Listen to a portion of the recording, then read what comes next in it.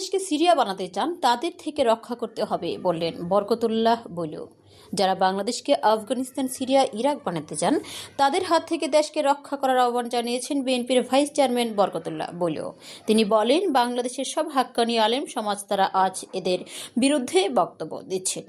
পীর মাশায়েখরা বক্তব্য দিচ্ছেন, এই উপমহাদেশে 800 বছর মুসলমানরা শাসন করেছেন, 500 বছর সুলতানি আমল ছিল, 300 বছর মোগলরা, কোটি মানুষ ইসলাম ধর্ম গ্রহণ করেছেন। কাউকে জোর করে এদেশে ইসলাম গ্রহণ করানো হয়নি। মঙ্গলবার দুপুরে রাজধানীর পল্টনে ভাসানী ভবনে খালেদা জিয়ার সুস্থতা কামনা করে জিয়া মঞ্চ আয়োজিত দোয়া মাহফিল ও কোরআন খতম অনুষ্ঠানে প্রধান অতিথির বক্তব্যে তিনি এসব কথা বলেন।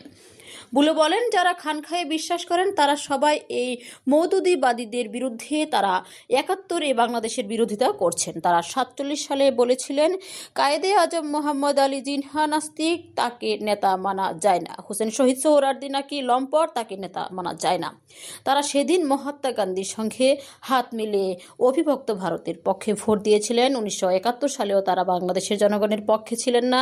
86 সালেও তারা হুসাইন মোহাম্মদ এরশাদের পক্ষ নিয়েছিলেন। বিএনপির জন্য খালেদা জিয়ার অবদান উল্লেখ করে তিনি বলেন, শহীদ জিয়ার নেতৃত্বে বিভিন্ন দল থেকে বিভিন্ন সমাজের লোকেরা এসে সেদিন বিএনপির নামক রাজনৈতিক দলটি গঠন করেছিলেন, কিন্তু সত্যিকার অর্থে একটি রাজনৈতিক দলে এটিকে পরিণত করেছেন বেগম খালেদা জিয়া। 9 বছর সারা দেশে মাঠে ঘাটে কর্মীদের সঙ্গে থেকে খালেদা জিয়া বিএনপিকে একটি রাজনৈতিক দলে পরিণত করেছেন, সবচেয়ে জনপ্রিয় রাজনৈতিক দলে পরিণত করেছেন।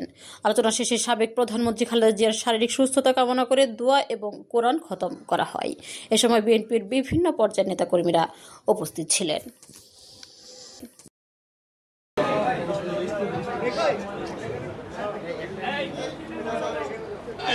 বাংলাদেশের জন্য আল্লাহ, বাংলাদেশের মানুষের জন্য তাকে অনেক প্রয়োজন আল্লাহ।